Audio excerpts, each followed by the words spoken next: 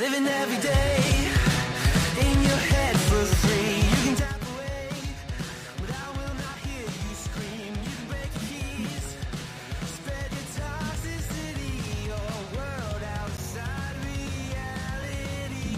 In your room, a little hideaway, but you let it through. Enough to go insane, living in the dark. Hasn't treated Turn this down. What is up, Internet? I am Aries Van Dam, your middle-aged aura boss, salt and pepper savant. The Gen X Genius is back to try and help y'all, right?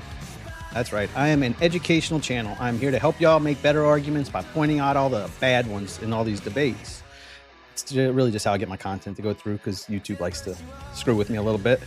But that's how I'm going to do it, right? But you're going to see, it's really just my way of sneaking my commentary into these debates, because I know y'all don't know me and you have no reason to listen to me, even though I'm telling you the future, right? If you go back and look, I told you a lot of these things were going to happen way before. I even told you he was going to go in looking. I said WMDs, I didn't say nukes, but I called it way before, way before. As soon as he said he was going in to get protesters, because they were killing protesters, I said, oh, we're going looking for WMDs again. And it's on video. You can go look at it. So just wanted that to be out there. Oh, forgot to do my thing. Okay. Please subscribe. I'm desperate to get monetized, so this little fella doesn't have to start eating dog food. He's very picky. He doesn't like dog food. So help me get to monetize so that, he doesn't have to eat dog food. Anyway, today we are watching Dave Smith and a smug Ben Ferguson. And then after that, we're going to watch Joe Kent versus Will Chamberlain. He's pretty smug too. That one I think you're going to want to pay attention to, but I know people don't really know those two as much. But that's a very important debate too. That's why I'm doing them both together. They're both real short. But the Will Chamberlain one, man, that one made me just like, oh my God. Like, they are really just hammering this through. You'll see what I'm talking about. Let me turn this off. There we go. But yeah, the smugness in this one is going to hurt you. The amount of smug in these two jackasses is going to really hurt you a little bit. I'm just being honest with you. The Dave Smith rematch, though, that one, that kind of was a clickbait video, because Pierce put it out, making it seem like he was doing a rematch, but he didn't say who the rematch was with. And they knew we were looking for Adam. So they're going to address it a little bit in the beginning, but it was clickbait because it kind of tricked me. I was like, oh shit, but it wasn't that. It was Ben Ferguson, which was it was a good debate. And the first one was a good debate too. So I think it's a good thing that they're doing it, but I was clickbait on the title, just letting you know. But let's get into it. It's a Friday. I know y'all want to get out of here and start partying. Let me add this up. Oh shit. There we go. In a moment, we will turn our attention to an important big picture debate about the politics of the Iran war. It could be the de facto end of Trump's presidency, or perhaps his defining legacy. If Democrats get their way, it may be the literal end of his presidency by way of impeachment. Whatever the outcome, it has certainly transformed Trump's fortunes. We just don't know yet whether history will view that as good or bad. And whoever comes next, whether Republican or Democrat, will have to grapple with an intense aversion to Israeli influence on US politics and some serious new questions about America's role in the world. Before we get to all of that, a word on the elephant not in the room. A couple of weeks ago, we hosted a debate between Dave Smith, a familiar face to our viewers, and Adam Sosnick, part of the PBD podcast crew and an uncensored debutante. It's fair to say that most people, including PBD's many fans and followers, did not think it went well for Adam. Patrick Bet-David himself took the extraordinary step of Adam's mom didn't think it went well for Adam either. Dispensing some stewardly on-air advice to Adam about his ability to represent their brand. Obviously, the market has responded. Despite what you think, I haven't listened or watched any of the internet comments. Zero. I don't go onto Twitter. I don't check the comments. It's just not something that I do. Some people are messaging me on my neck. What do you think? I don't know. People are saying stuff, and I'm listening to a song called "Ain't Nothing Gonna Break My Stride, Ain't Nothing Gonna Slow Me Down," and that's how I feel about this. I've seen you make better arguments with Bassem Youssef than you did with Dave Smith. I didn't see you making arguments on Dave Smith. And the reason why I'm doing this with you openly, and I'm talking to you openly with you, is there's an element of also representing where you're coming from where the expectation is, hey, where do you go and be professionals? That's not how I handle debates. That's a nice way of saying you embarrassed our entire show, you dumbass. I don't handle debates that way. That's not my MO. So if you're close to me and you're handling it that way, that is not my style.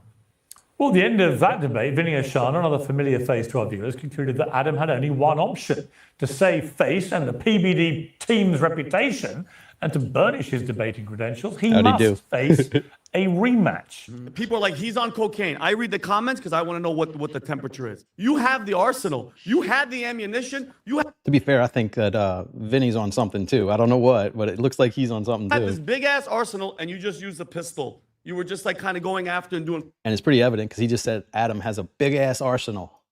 And I've been watching the show a little bit. He has no arsenal. Personal. and I was disappointed because I was like, yo, you have it. You have it. You didn't use it. And this is my attitude. Gun. When I was young and I'd get my ass whooped, my mom would be like, you're going to go outside and you're going to fight that guy right now. You're not going to sit here and let it fester. I know that you're going to do it. You're going to have to debate him again. Now, I've got to say that before I say anything more, I kind of think Vinny hates that guy. He just wants him to get buried. I really respect the PBD podcast crew, led by Patrick, for doing that debate about the debate we had on this show. Most people wouldn't do that. So full credit to them for having that kind of in-house debate and for being brutally honest with each other. But of course, following that discussion, we of course offered to host a new debate between Dave Smith and between Adam Sosnick. Adam initially agreed, but then claimed that ultimately he'd been overwhelmed by competing diary events. Well, and just maybe the very powerful human instinct for self-preservation. Haven't you seen him at all those events? Have you seen Adam Sosnick all over the news at those events? I haven't. Only he knows. It was Dave Smith's clash with Ben Ferguson 6 weeks ago, part of a much wider panel, which spiraled into that enormous hissy fit from Ben Shapiro and teed up the Sosnick debate in the first place. And since Ben Ferguson never ducks a challenge, he has manfully stepped in to fill Adam's empty chair for what will actually probably be a better debate. So joining me now is host of Part of the Problem, Dave Smith, up against Ben Ferguson, co-host of The Verdict with Tate Cruz. Welcome to both of you. Thank you, Ben, for stepping into the breach. First of all, Dave, I mean, welcome back, obviously, but, you know, Adam was going to come on for the rematch and then has suddenly found a series of scheduling issues and conflicts, which from where I come, could be probably best described as bottling it. What do you feel about I just want you to know I cancel things to come on your show. And I love that about you, Ben Ferguson. And I always say to my team, something today. What does Ben Ferguson really have to do anyway? Hey, and then you said Dave and you, and I said I'm here. I'm here for you, my friend. You know what, Ben? You and I go back. Honestly, we go back to about 2010 doing this, and you've never bottled a debate in your life, and I love that about you. And thank you for stepping into the breach. But Dave, first of all, Adam's decision not to have the rematch. What is your view of that? Well, I mean, I told your people when they reached out to mine to be like, hey, we want to do this. I go, I don't really think this makes sense to do this rematch. By the way, I agree with you. I agree with Dave, too. It is really embarrassing. They ask you to debate a second grader. You come in, destroy the second grader, and then when you leave, they come back and say, hey, you want to rematch that second grader? Like, what the fuck? Patrick, but David and Vinny and Tom, I got nothing but respect for those guys. I did think that was cool that they did it. Yeah. And I thought they did it in a cool way where they weren't like, Pat was bending over backward to not throw Adam under the bus, but to try to kind of give him a chance to go, hey, what'd you learn from that or whatever? And I was He learned not to debate Dave Smith no more. That's what he learned. Pretty annoyed by the fact that he just took that opportunity to take more shots at me. Look, I don't know what Adam was thinking approaching the debate that way. I don't know why he thought that would go any other way than the way it did. In his defense, I will say, pretty good tune. Well, he's not here. I wish he was here because we could have just put it to bed. I don't think it would have gone much better for him. I think the first debate revealed that he's not that good at it, if I'm honest. Like him personally, they've always been very good to me, that team. I think if Patrick had come on, or Vinny actually, it would have been probably a better tussle. But you've got Ben Ferguson here, who you've tussled with before. Ben, welcome back, as I said. just one rule, because there aren't like 5 people on a panel here all squabbling. Yeah, we can have a real conversation today. Well, that's the point. And I think the one rule I'd like to try and keep to is let's not have too much interrupting. Let's let each other speak. Let's have a proper debate about what is actually a really... Keep that in mind and watch what's going to happen.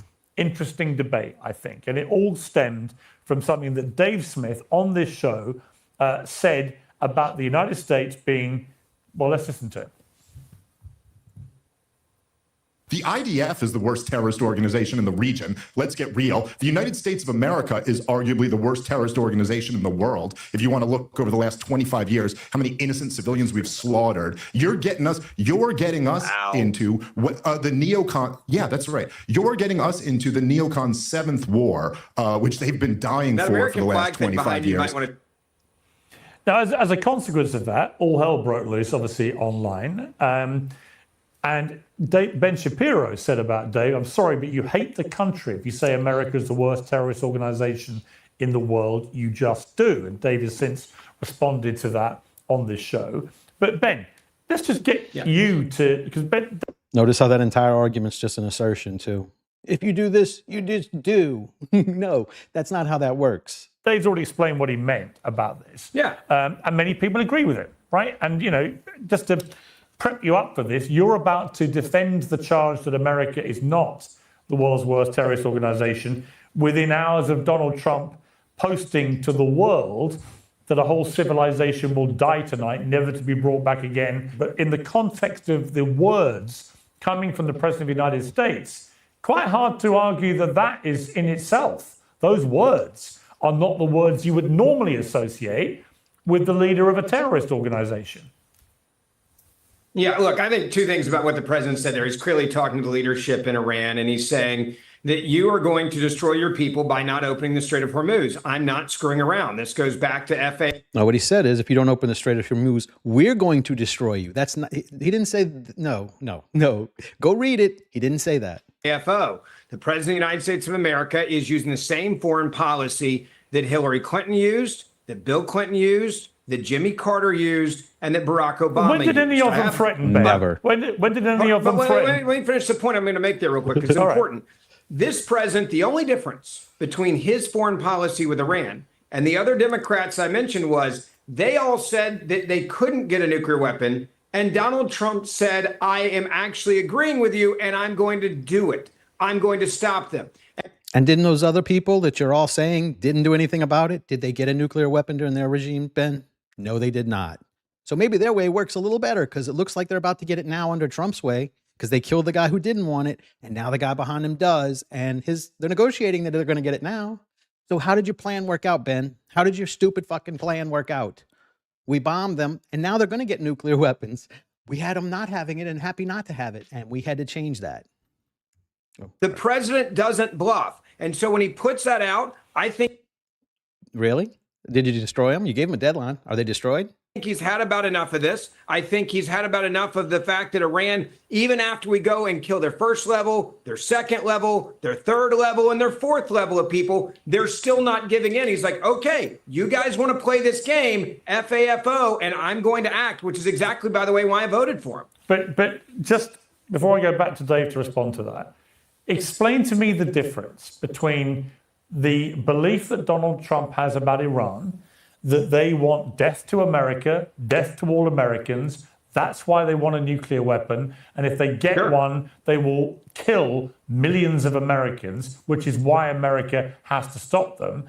And the president of the United States saying he wants to wipe out an entire civilization in one night, which can only be done with nuclear weapons or weapons of that power. Well, so look, as I say, look, I don't think he's going to do that. But he has said he's going to do that. Many people think he's already committed a war crime. As if you know. You just sat there and said he doesn't bluff, Ben. Which is it? Does he not bluff, or is this a bluff? Because he is threatening nuclear destruction on them, and you just said he doesn't bluff. So which is it? Which is it? Because you lie out of both sides of your face. He can't be both.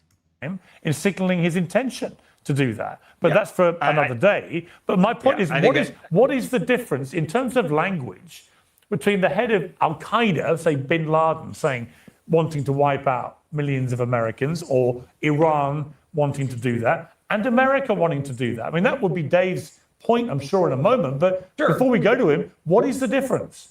Well, look, I think the president here is a guy that always pushes the limit on what he's saying, especially when he's dealing with bad guys, whether it was in Venezuela, whether it's narco terrorists, or whether it's the Ayatollah and those that are in charge right now in Iran. Do I think he's going to indiscriminately kill a bunch of people? Of course not. Do I think that's the intent? Those girls in that all-girl school may disagree with you, Ben. Of the tweet? Of course not. If you've talked to the president and you know what he says here, you can either just try to hit him on that and score political points, or you can look at what the president has done so far. He has been incredibly surgical with the strikes that he's had. He's not been going. Good point. Was he aiming for that all-girl school, Ben?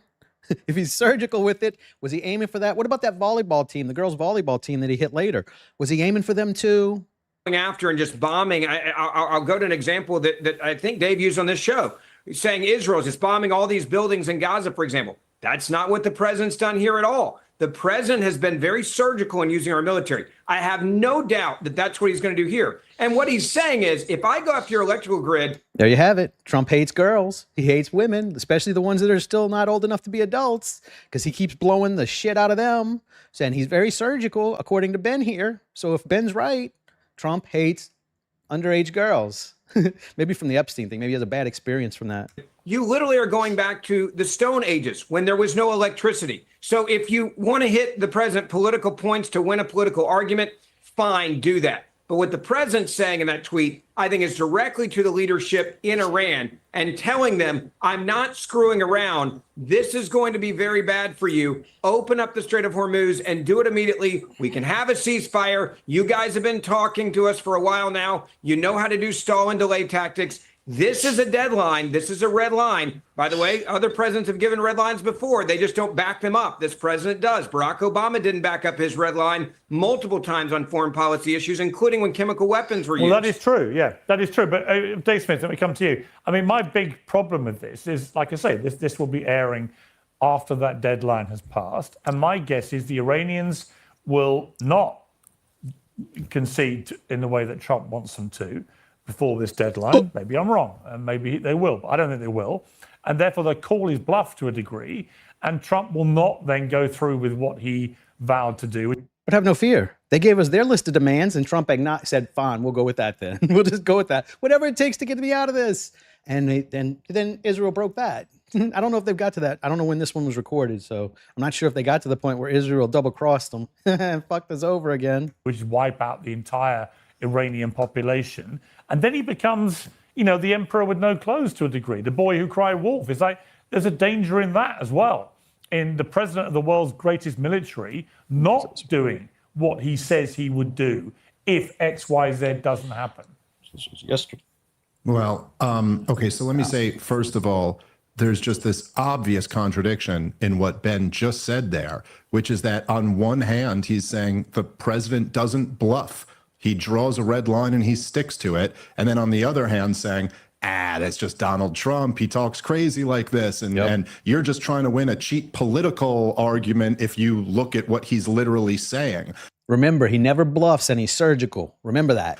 It can't be both of those things now, can it? If he doesn't bluff, then Donald Trump has promised to send them back to the Stone Age, that it will be the end of the civilization, never to be recovered, and that presumably starting tonight hits their bridge and power plant days. Okay, Yes. So if he doesn't, right. So remember the non-interrupting rule. So if he's remember either that, Ben. bluffing or he's not bluffing here. Now, obviously, it what's does up, Jamie? bode Good morning. well for this particular political argument that sparked off on your show a few weeks ago, that now Donald Trump is making these threats. But the position Ben's in here, it's almost like being the White House press secretary. If we were talking last week and I had said, Donald Trump's going to say this, you would have been like, no, he's not. No one's saying that. This is ridiculous. But now he's said it. So now you have to defend how he doesn't bluff, but also he doesn't really mean what he said. Look, Pierce, I don't know. I hope you're right. But all the indications here are that tonight's 8 p.m. deadline is going to come and go without the Iranians capitulating.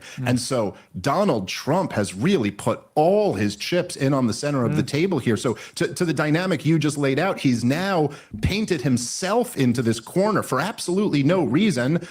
He's painted himself into this corner where he's either got to do something huge or, as you said, be exposed as just being a complete bluffer, My not guess having is, a real my guess, deadline. Dave, Here's the difference, though. hang on, Ben. But my guess is he'll say, you know what, we're getting somewhere with the Iranians. The new leaders want to do a deal, so we're going to give them a bit more time, which is what he's been doing throughout this war.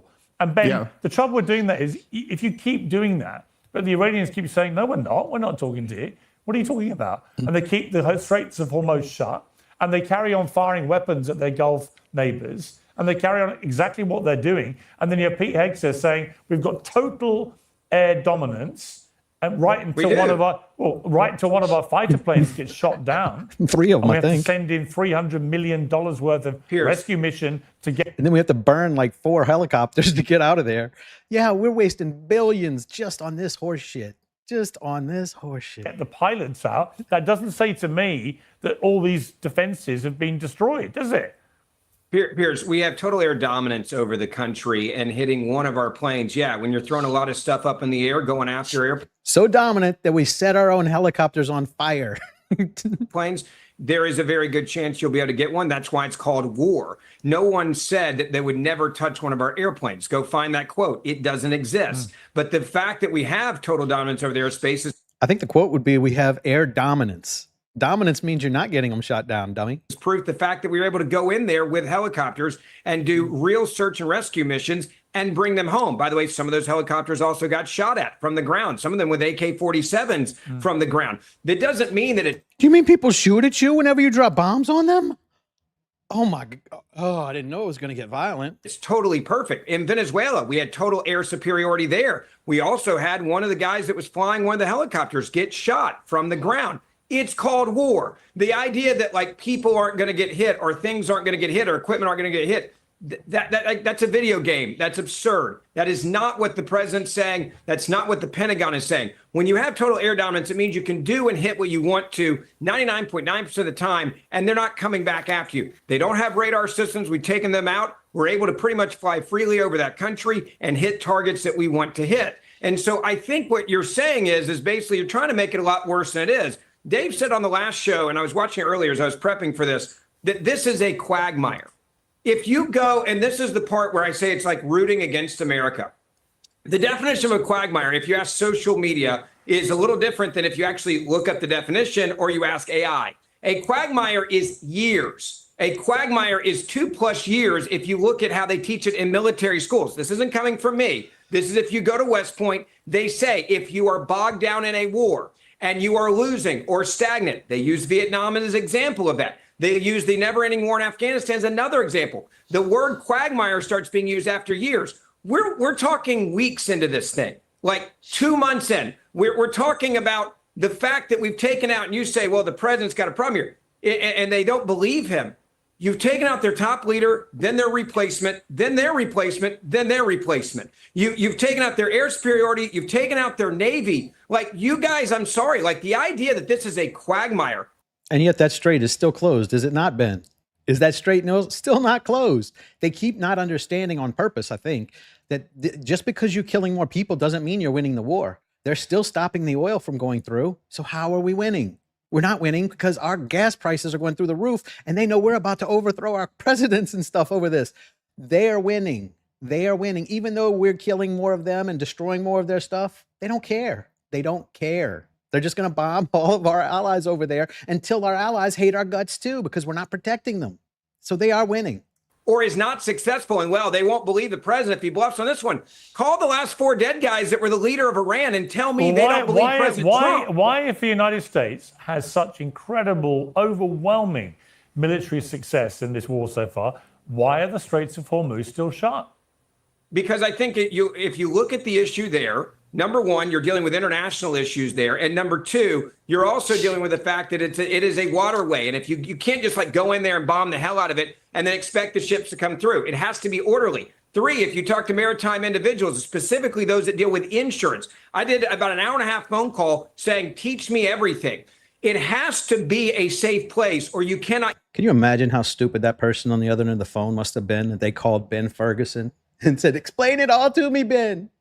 What a retard. Get the insurance. The last thing you do is go in there militarily, because then nobody will insure any of these boats at all. So therefore, they will not come through the Strait of Hormuz because they can't get the insurance policy they need for the maritime movement of those boats. Like, some of this is not that complicated. You just need to. Yeah. Why didn't Trump know this before he did that when they weren't controlling the Strait of Hormuz, you dummy? That's our point. We didn't have that problem before. Now we do.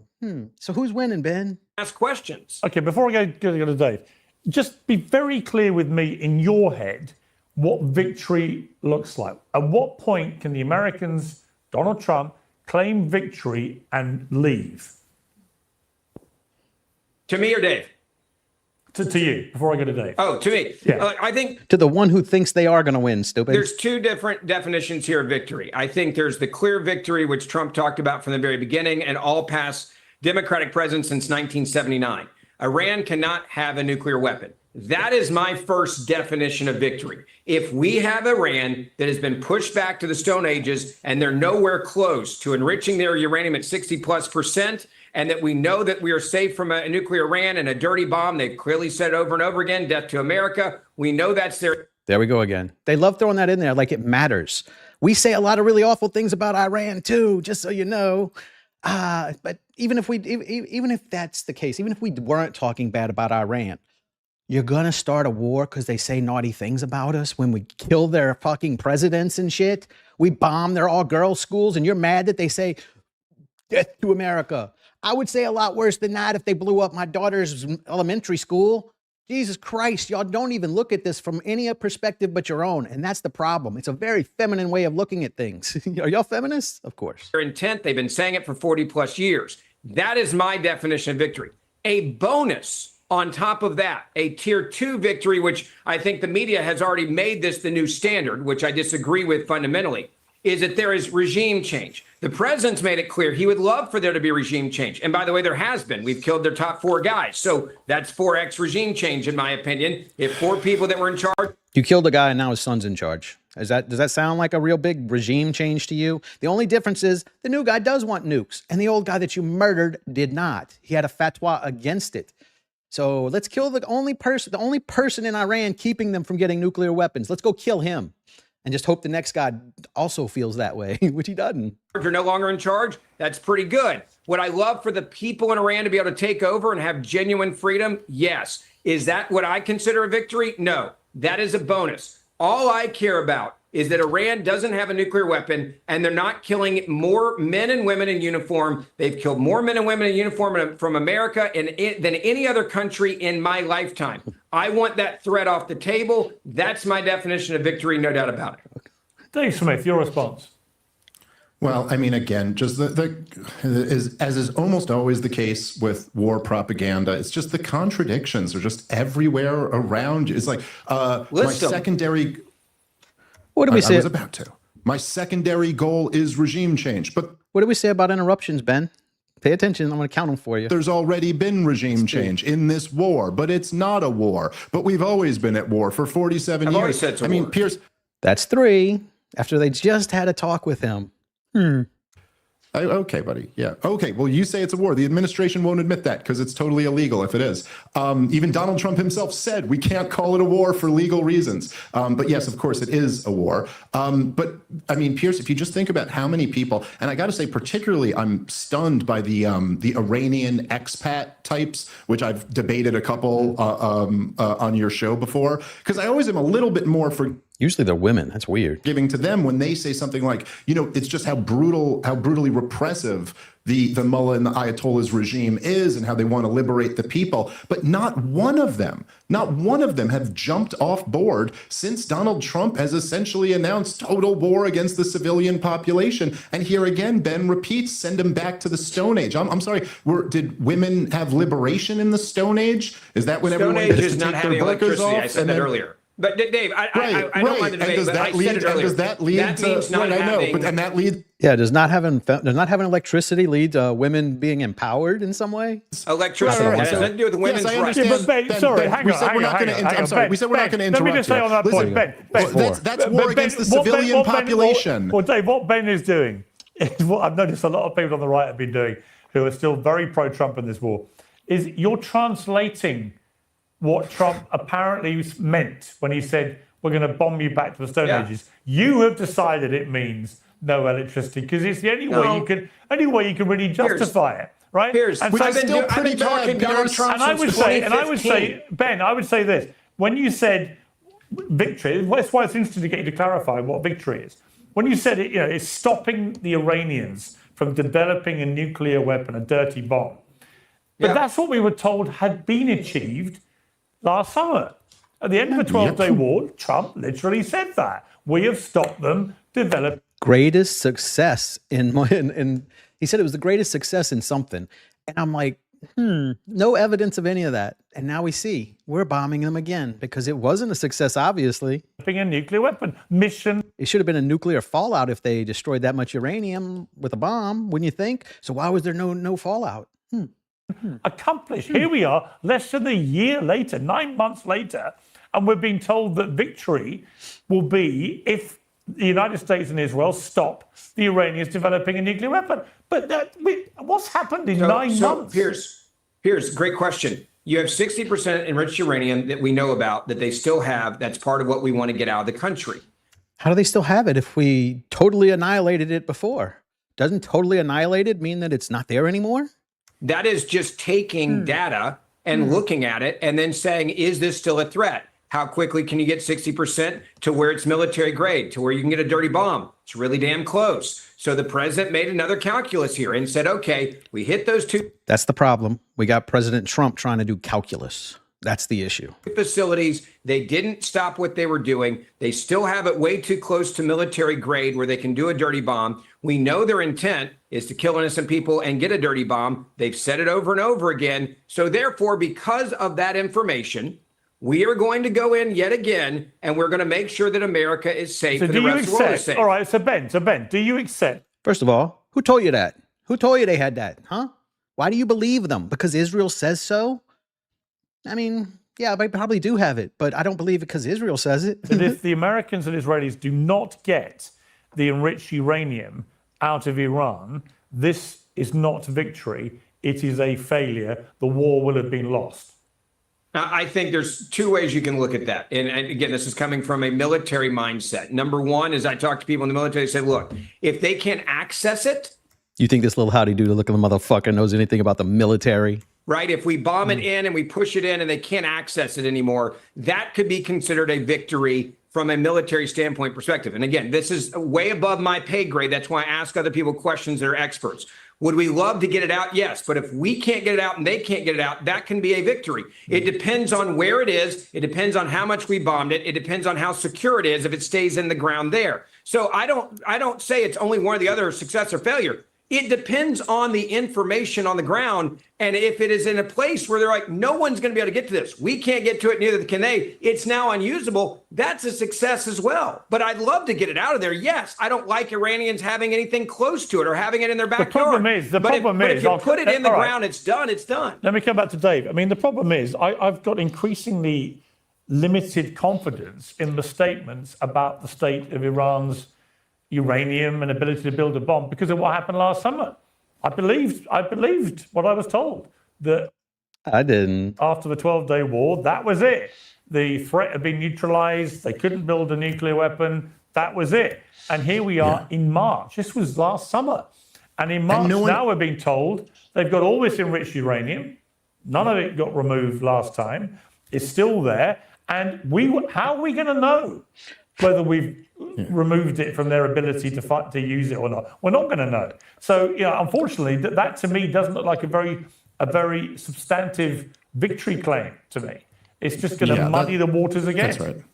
That's right. I mean, and look, the fact that the goalposts just get moved so much, and like you said, Pierce, not that long ago, just last summer, where all the people who supported the 12-day war were boasting and demonizing anybody who opposed it as what a success this was because we obliterated their nuclear program. But like, if we have to go back and fight a whole new war right now over that nuclear threat, then that was wrong. Then you got to admit you were wrong. Well, about here it is the back quote then. from Trump. And if not, but here is the quote from Trump, Dave. This is last year, after the 12-day war. I don't think they'll ever do it again. They've had it. It was a complete obliteration. They were set back decades. Turned out decades was actually 9 months. Yeah, I mean, I'm sorry. This is just too ridiculous. Could have had a baby in those decades. Ridiculous to stand. And if I could just go back to the last point there, because, you know, seeing as how this whole thing started off of my claim of the U.S. Regime being the biggest terrorist organization in the world, I mean, even if we are to accept Ben's interpretation of what Donald Trump was saying here, if you were just saying like, no, the Stone Age means we take out all the bridges and all the electricity, like, okay, but what does that mean? Well, hey, Ben, listen, we said the one thing was we're not going to interrupt. That's like number 7 now. Interrupted every time I've spoke, and I haven't done it once to you. So let me finish making a point here. So what does that mean? What does it mean when you take out the electricity to a civilian population of 90+ million people? It means babies on incubators die. It means people have heart attacks in their homes and can't get to the hospital because the bridge has been taken out. It means like the worst, most brutal level of human suffering inflicted intentionally on a civilian population. And if you want to sit here and play all these games where like it's terrorism whenever any of them do it, but it's counterterrorism if America or the Israelis do it, I mean, fine. It's like you picking on me for saying quagmire. Instead of quagmire, disaster, whatever word you want to use. At the end of the day, what you're talking about here is terroristic in nature. A serious question. How do you do the calculus?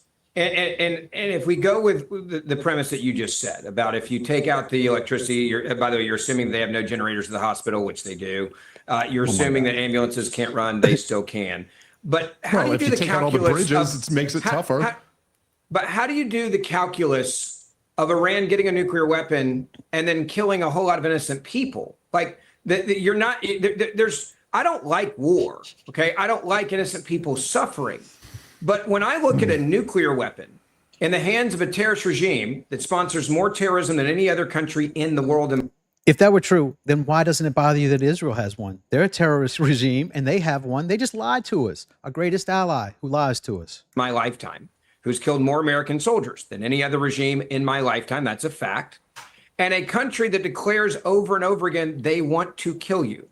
If they get a nuclear weapon, and we did appeasement, which is what Obama did and what Biden did, and you just stuck with that. And then one day they get the bomb and then they put it out in the world and they blow up a city.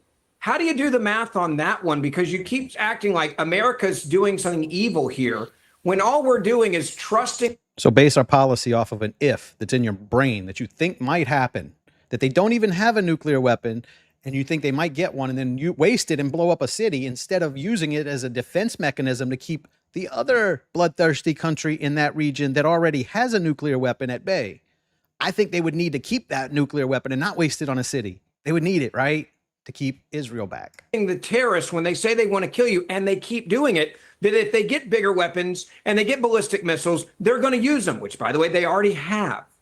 I mean, there's just so many just ridiculous presumptions built into that question. Well, and then again, tell me what they are, because I want to know. Because if Iran says they're going to get a nuclear weapon, they're going to do it. He just can't stop, You literally ask a question, I get 3 words out to respond to it, and you're already But you said there's so many ridiculous things I said. I asked you one question about a nuclear weapon. It's not a ridiculous list. Yes, 11 it is. interruptions. Do I get a chance to talk now, or do you just want to ask questions to yourself? Is this just pretend, or are you actually asking?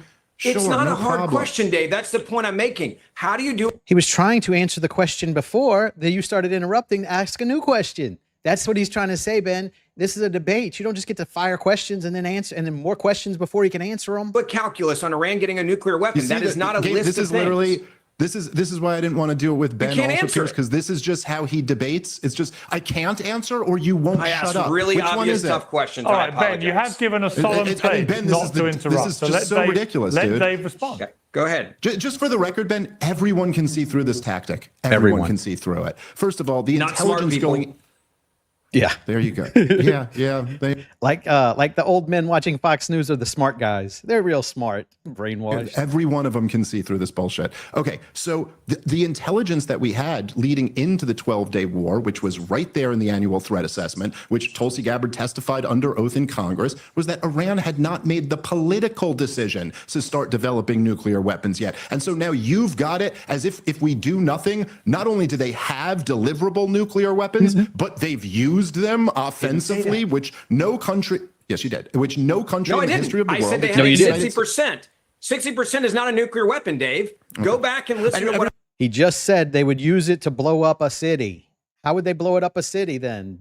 Oh my God! Everyone can go back 60% yes, is everyone not can go back. a nuclear weapon. That is I'm not what I saying said. 60% This is why I is a interrupt you, because you make up shit that I never said. I never said they had a nuclear weapon. I used the. You all have been sitting here. Did he not just say that they're going to get a nuclear weapon and blow up a city with it?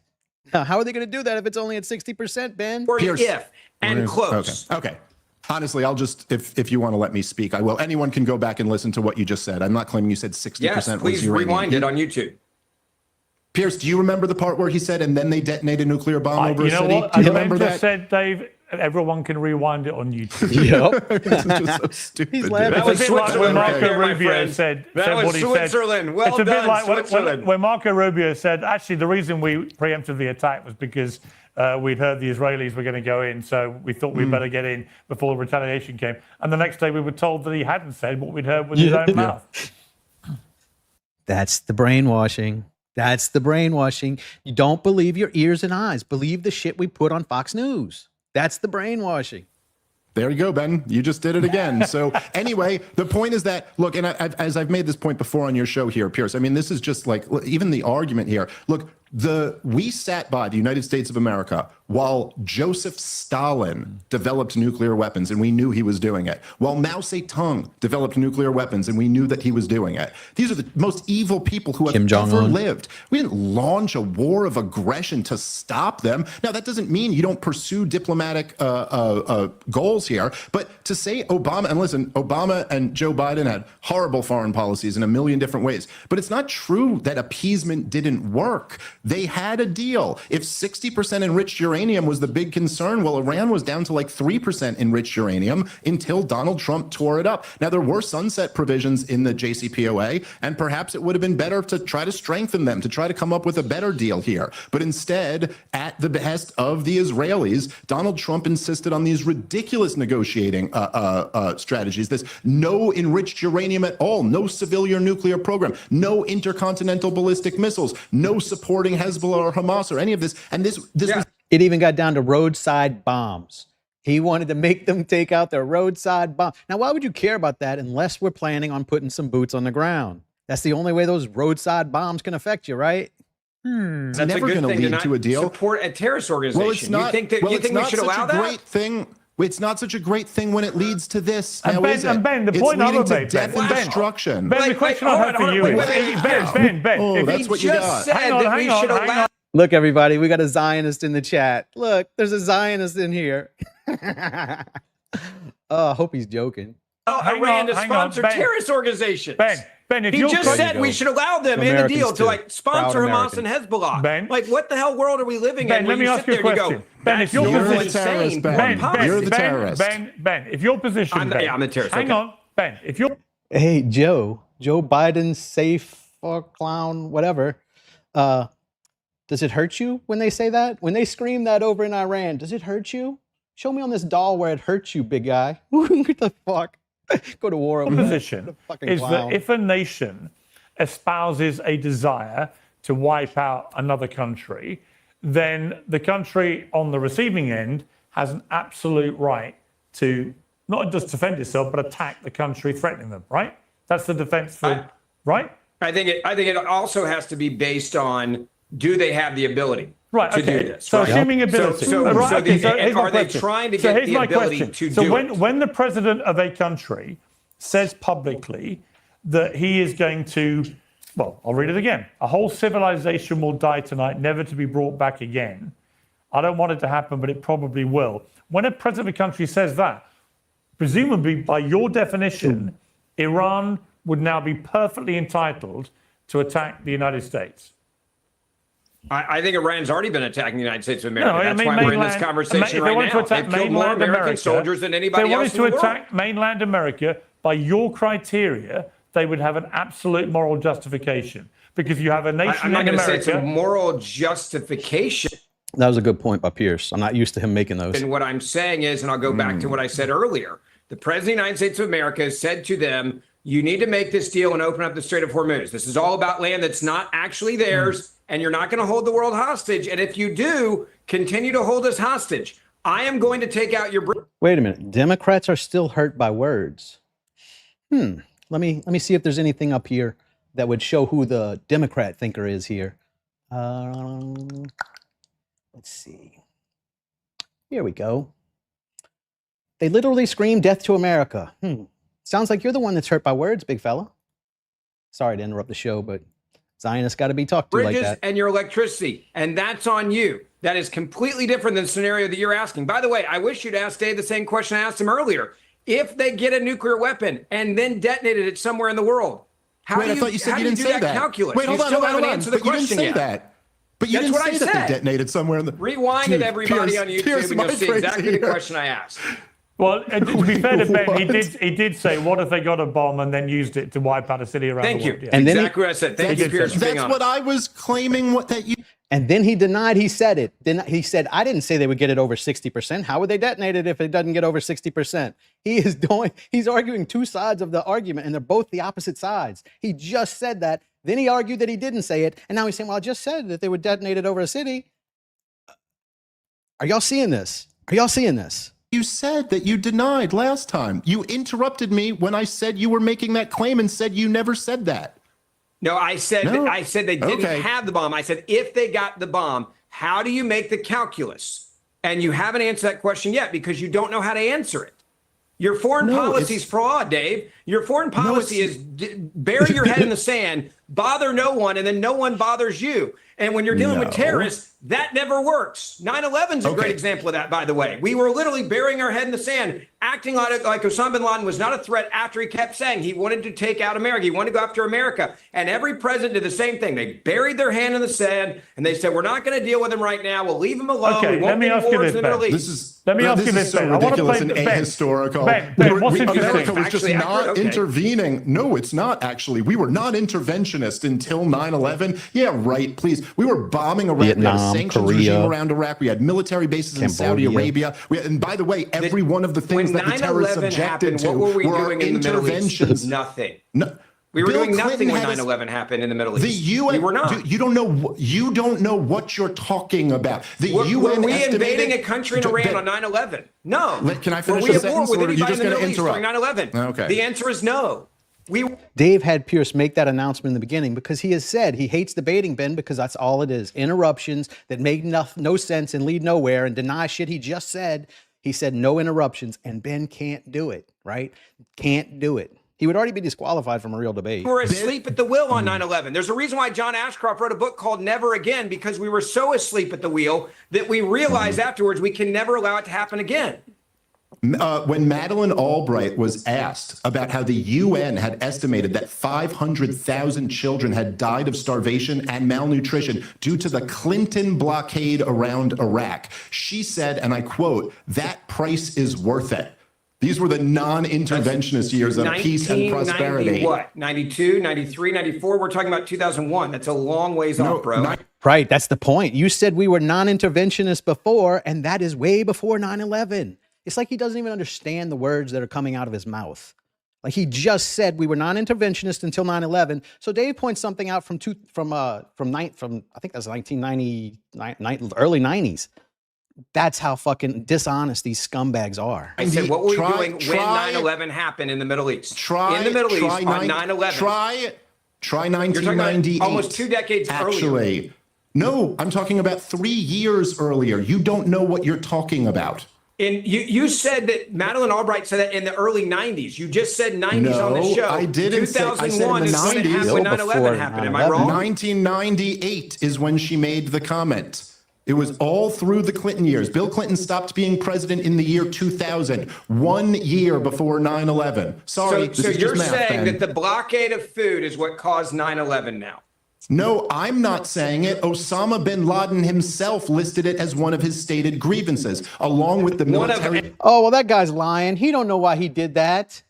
That's going to be the argument. What? A list that was like the Unabomber's yes, list. that Got it. also involved the U.S. military bases on Holy Land in Saudi Arabia and U.S. support for brutal regimes that oppress Muslims in the region and U.S. support for the Israelis who have been occupying at that time for 30 plus years the Palestinian territory. Yes, this is I'm basic correct history. in You can saying say that I'm your a fraud, foreign but you don't policy know is- any of this. Hold on. You don't know any of So this. I'm correct in saying that your foreign policy is bury your head in the sand and hope that no one bothers you based on what you just said.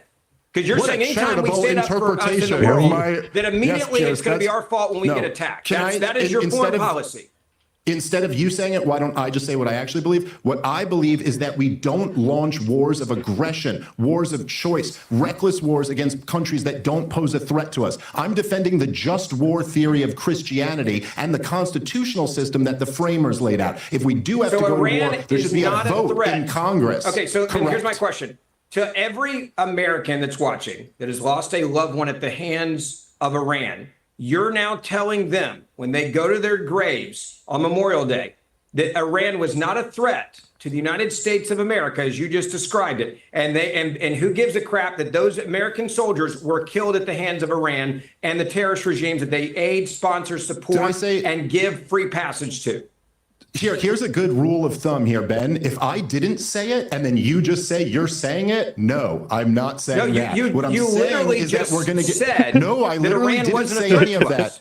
Yes, that's right. That part I said. Correct. So Iran to the poses American no threat families, to the United to States the of American America. families who've lost loved ones in a uniform who were killed at the hands of the Iranians and their terrorist proxies, Hamas and Hezbollah and ISIS and others they gave safe passage. While they were rolling around on their land or trying to invade them, yes, some Americans did get killed while they were killing a bunch of them. Yes, Ben. You're telling me that Iran was not involved in the murder of those American soldiers. They killed more American soldiers than any other regime in the world. Ben, I'm sorry. I know I'm a fraud and I don't know a lot about foreign policy. Did you just say that ISIS is an Iranian proxy? I said that they knew that ISIS was given safe passage to cross through at some points in the past. Yes, that's a fact. They're a proxy of the Iranians. I said proxies and including yes, they get places like along ISIS. so well. I'm going to go back to asking the simple question I asked you a second ago. Proxy. If you are American details, and your loved one was killed at the hands of the Iranian regime and their terrorist proxies, you're telling me, and you want to look at those families in the face and say Iran is not a threat to the United States of America or our soldiers, even though their loved one died at the hands of the Iranian regime. Okay, all I ask is that you allow me to answer that question since you've asked it now. Is that cool? It's a yes or no, but go. No, it's not a yes or no. I'll give you the answer. Sure it is. My answer to all of those families would be, They just took me down on Rumble. I've never been taken down on Rumble. That's weird. if you had listened to people like me, people like Ron Paul, people like Pat Buchanan, our troops never would have been in Lebanon or in Iraq to begin with, and your loved ones would still be with you. But instead, you listened to the foreign policy of people like you, Ben, and that's why we were involved in those conflicts to begin with. Iran poses no threat to the United States of America, meaning the middle part of North America. Does Iran pose a threat to our ability to occupy Iraq? Well, actually, we were kind of on the side of the most Iran-linked militia groups at the time. But yeah, there was some fighting with some Shiites in there too. It was another disastrous war that Piers Morgan was correct to oppose. And none of those boys would have been killed if they had listened to people like Piers. So, Piers, let's be clear. Dave Smith's foreign policy is the only foreign policy in the world where American troops would never be killed. Glad we summed that up. That's what he said. Everybody go home. No, That's what he you're said. talking about the ones in Iraq. The ones in Iraq. Yeah, you just straw man every single thing I say and then claim I said something different. Because you have Americans that died at the hands of the Iranians. Ben can't understand that if we don't put people in Iran trying to kill people over there, the people in Iran aren't going to be able to shoot that guy. Like, that guy won't be there. And you're acting like it was their fault that they You know one thing. one thing. Let me just jump in. One thing's for sure. There will be more rewinding of this debate than in the history of Piers Morgan Uncensored. There's going to be frantic rewiring every time one of you says, I didn't say that. There's going to be a million people going, get a counter and put it on social media. I'll win don't that. worry. This is about us. Please, someone take him up on that. The beauty of an Take him up on uncensored that. YouTube channel is it's all there for posterity. Let me just, before we finish, I want to just bring up the fascinating kind of split that's going on the Republican side about this war. It's been bubbling away on other issues, but now it's really exploded here, Ben. And I want to play the clip from Tucker Carlson. Just reminding y'all, don't go anywhere. We got Joe Kent versus Will Chamberlain after this, so it's going to be a good one. That one's actually a little better than this one, I think. That he really delivered it's the close. most strong, astonishing rebuke directly to Donald Trump. Let's listen to this. No, this is a mockery not just of Islam, it's a mockery of Christianity. To send out a tweet with the F word on Easter morning promising the murder of civilians and then saying praise be to Allah without explaining any of it, you are mocking me and every other Christian because we're Christians. We can't support that. That is evil. That is an intentional desecration of beauty and truth, which is the definition of evil. Now, I can remember a time, Ben Ferguson, when you would probably wholeheartedly endorse that statement, but you can't now because you do a podcast with Ted Cruz. He hates Tucker, says he's evil. And so you're trapped really between probably ideologically agreeing. I've never heard you use the F word on air. I don't think you would, right? I think you would agree that on Easter Sunday, saying what Trump said would be outrageous and disgraceful. But I'm not sure you're going to say it now, are you? Now, I will tell you exactly why I think the president put out that tweet. I think he realized just how evil the Iranian regime is. He was really angry and upset that they went after two of our pilots and he had to work so hard to get them back and put other people's lives at risk. He's in the Situation Room. He's seeing what's happening. He's watching how tough that was. He's also really pissed off that you had a leak, that there was a second pilot down that came from the U.S. that then put his life in danger. And if I was the president of the United States of America, Piers, in that moment, I'd probably drop an F-bomb too if we're being intellectually honest. Why don't you repeat right now exactly what he said? Read the tweet. I'm not one to drop F-bomb just to drop F-bombs on TV. Like that's not who I am. Let me start it and you finish it. That's not my guy. No, you know what? You wouldn't say it, Ben. You wouldn't say it because I have said when I was in a shooting, I said it. And you certainly wouldn't have said it on Easter Sunday. Piers, when I was in a shooting and I was the target of a gang initiation, and when I came home, you better believe I dropped the F-bomb for the very first time in front of my parents. I need to pause this and let you know, if you're a Zionist, you're following nerds like this, that you got to practically try to murder him to get him to say the F word.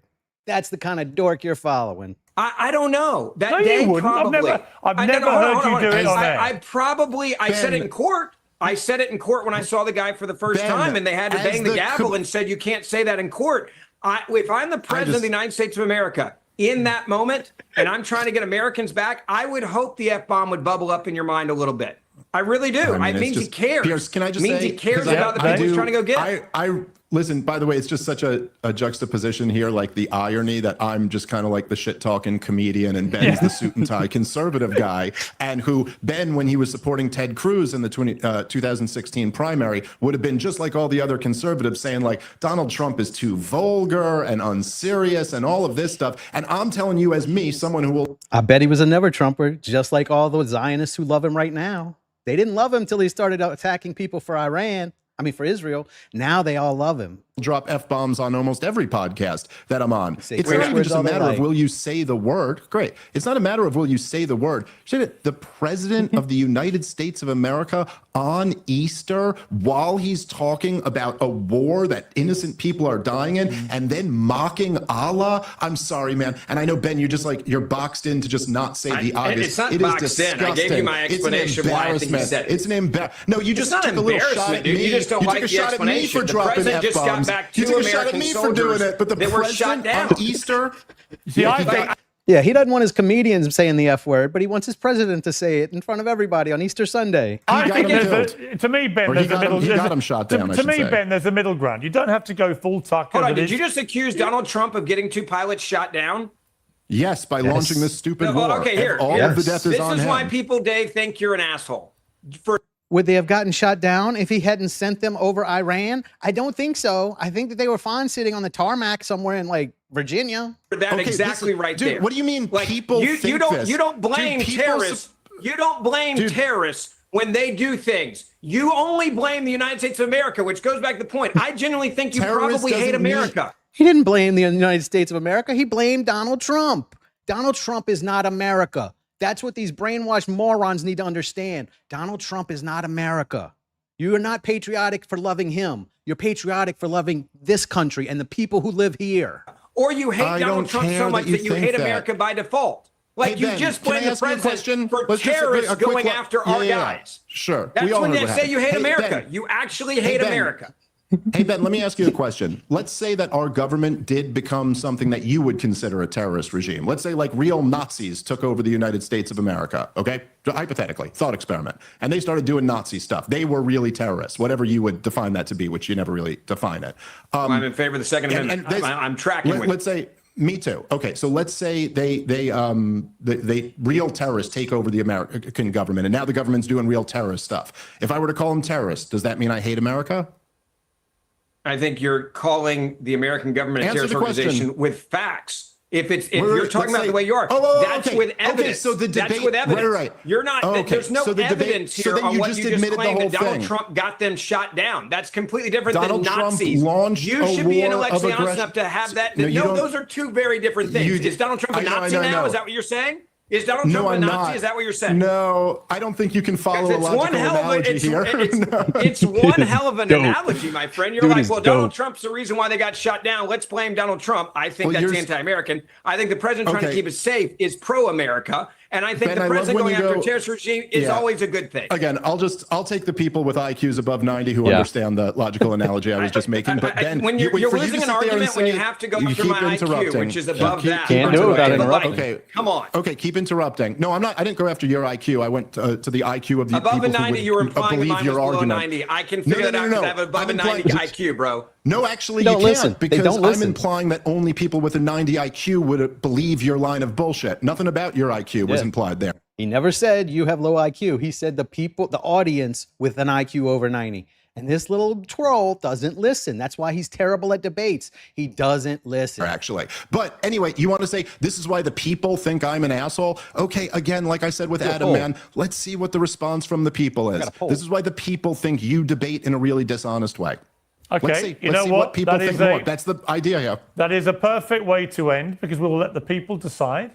I got a feeling that Ben will fare a little better with the people than Adam. Better than Adam, for sure. The bar That's was a low bar, by the way. The bar was extremely low. That was a low bar, Piers. Let's raise that up a little bit. The bar was very low, and you will get credit. I mean, you will get credit for filling the empty chair at the very least. So, look, I enjoyed that debate. Thank you both very much. I'm disappointed, Ben, in your coarse language of calling Dave an asshole after your moralistic position about the F word, but we can move on. I said that's why people think he's an asshole. That's what I said. Okay, go back and rewind it. I said think. Yeah. I said think. Let's be clear what I said. I said this is why people think you're an asshole. Guys, I've got to leave it there. I appreciate you both doing this. Thank you very much. Good to see you, Piers. Thanks, Piers. Dave. Take it easy, Ben. All right, now let me get to the second debate. It's a short one. I got to get it to the 20-minute mark, so it's going to take me a couple seconds to get it all lined up, unless y'all want to listen to Megyn Kelly. Nobody thinks this was a big victory. The Iranian people are arguably... Not that Megyn Kelly's terrible anymore. She's coming around, but that's not what you're here for.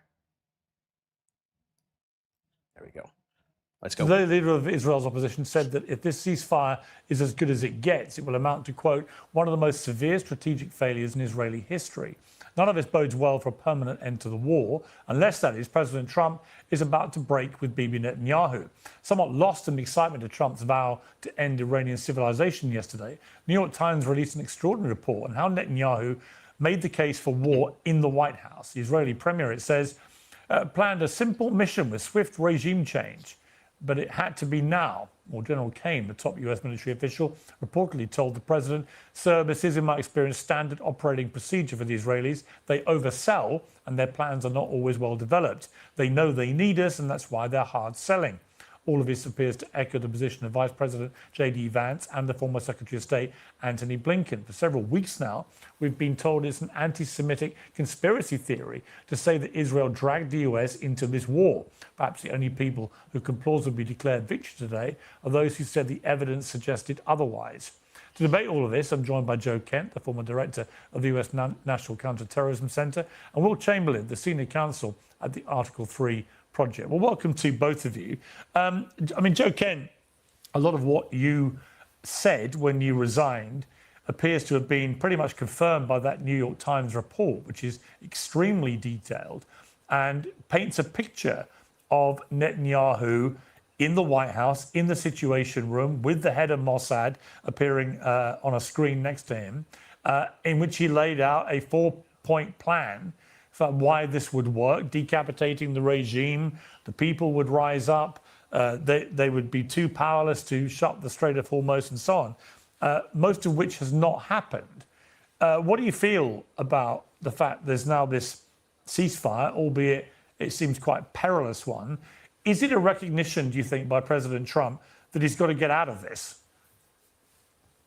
Well, I think it's a good thing that President Trump took the opportunity to enact a ceasefire and to get both sides to the negotiating table. I think what's key, though, is that President Trump has to realize, in order to accomplish our strategic goal, which is ending this conflict, reopening the Straits of Hormuz, and maintaining the alliances that we have in the Gulf, he has got to restrain the Israelis. The Israelis have a different strategic goal than we do. They want to take down the entire regime. They don't care how long it takes. They don't care how much we have to commit in terms of blood and treasure.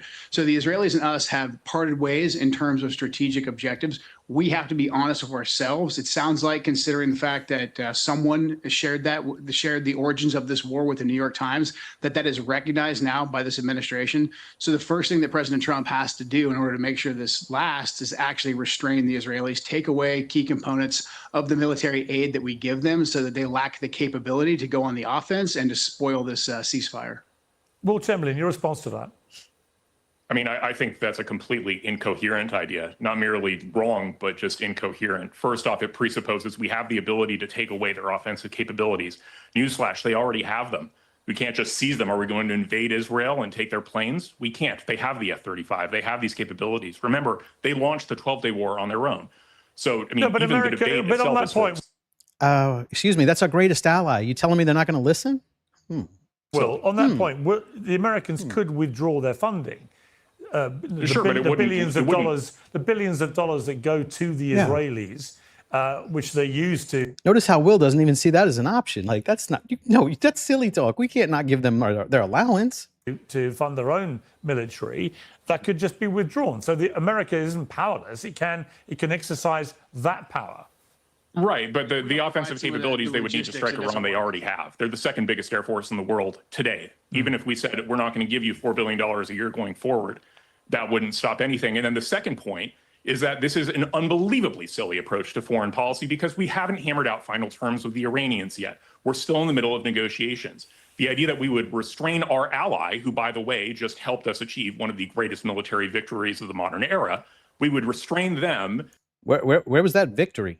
What victory is this guy talking about? I've been watching the news. I haven't seen any victory talk. Instead of trying to use the threat of continued belligerence from them to extract more punitive terms from the Iranians is silly. It's just completely antithetical to how things should work.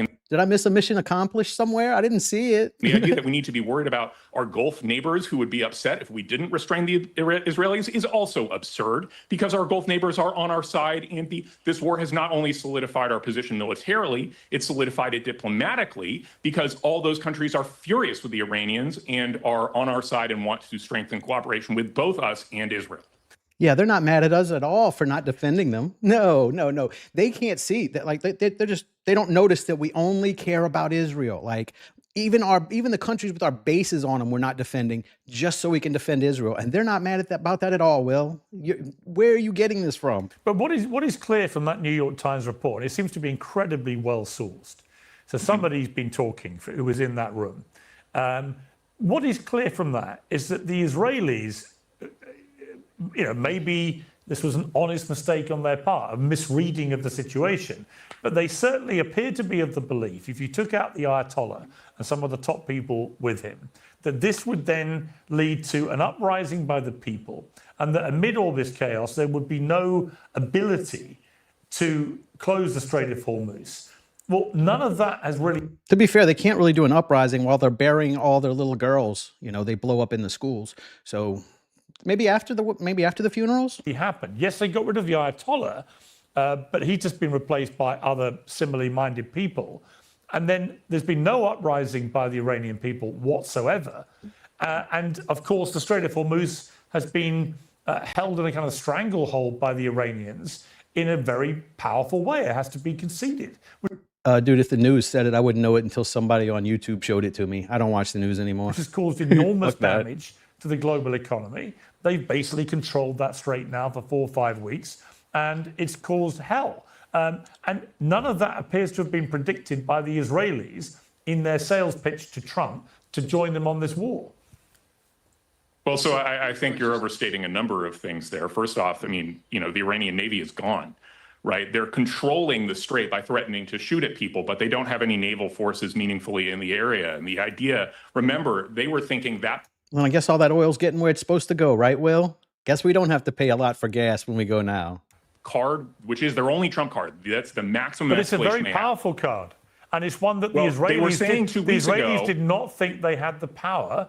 Right. According to the New York Times Israelis might have made a report. slight misjudgment on that effect. It's war. I think the Iranians made a much bigger misjudgment, misjudgment overall when you talk about the complete destruction of their military capability. Right, but if you take away the Strait of Hormuz issue, then you've got overwhelming military dominance by the Americans and Israelis. Yes, the Iranians would have still attacked their neighboring Gulf states, but that would be a military conflict part of it. The fact that the Strait of Hormuz has been shut pretty much for 5 weeks, that has been an asymmetric war, which, you know, with the best will in the world, has been wielded very successfully by the Iranians. For whatever I don't reason. think so at all. I think that's actually been wielded quite poorly. 2 weeks ago, let me finish my point, Joe, and then you can speak. 2 weeks ago, the Iranians were saying, we're not going to give up the Strait of Hormuz unless we get a permanent peace deal, a permanent commitment to non-aggression and reparations. What are they trading it for as of yesterday? 2 week ceasefire, no promises. They can't even extract a commitment from the Israelis to stop fighting Hezbollah. That's how badly they're beaten. Okay. Well, Joe, he called you silly and incompetent, I think, earlier. So this is your chance to respond. So prior to this war, the Straits of Hormuz were transited by anybody trading oil for free. Post-war, the Iranians are going to be able to extract a fee. That's one of their negotiating chips they have now. No, they won't. Prior to the war, the Ayatollah, the Ayatollah that we killed, was actually at the negotiating table with us. The reason why none of this was taken into account is because the Israelis didn't really care about what would happen to the Straits of Hormuz. They didn't care what would happen to our Gulf allies. Our Gulf allies right now still technically are with us, but the fact that we were unable to provide them with security guarantees lowers our status in the region, potentially could threaten the petrodollar in the region. And so right now we're in a weaker position because we listened to a foreign government that had a different strategic goal in mind than we did. So it's great that we got the ceasefire. We need to maintain that ceasefire, and we have to actually withhold things from the Israelis, which we can do. The Israelis do have a modern air force, but they rely on us for a lot of the logistics, the refueling, in order to be able to reach into Iran. So we very much are in the driver's seat of what we. Well, that's not true, Joe. That's just obviously false because we didn't help them with. No, it's 100% true. They can't reach into. They cannot reach into Israel. I've actually been in the military, man. I've been part of these operations. Have you? Explain how they did the 12-day war without refueling.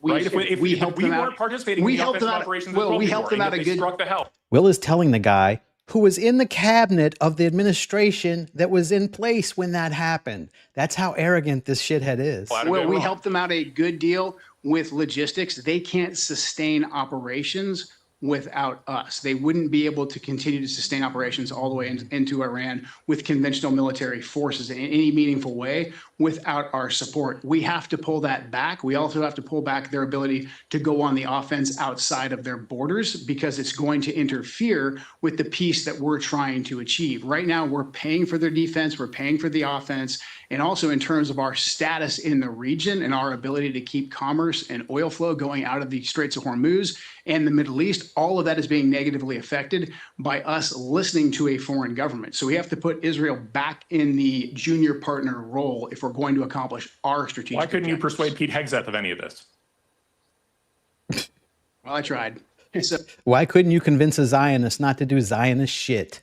That's what we're trying to do right now, dummy. So therefore, And he didn't agree with you, and he has better intelligence than you. You weren't privy to any of this stuff. Like, you just don't know that. Yes, if you can't talk your boss out of doing what he wants to do, then you just have low intelligence, I guess. That's why you're now on the outside doing podcasts instead of inside the administration trying to shape policy. You don't know. Well, You didn't persuade him. from the inside.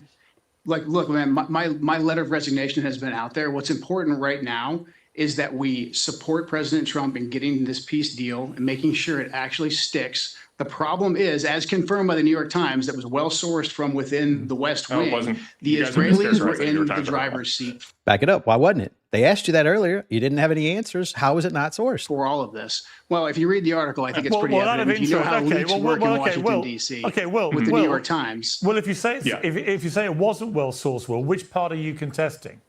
Oh, no, it was well sourced. You guys are just mischaracterizing how much influence Israel had based on what was written in that article. What? Which was Israel gave a Did you read presentation. it?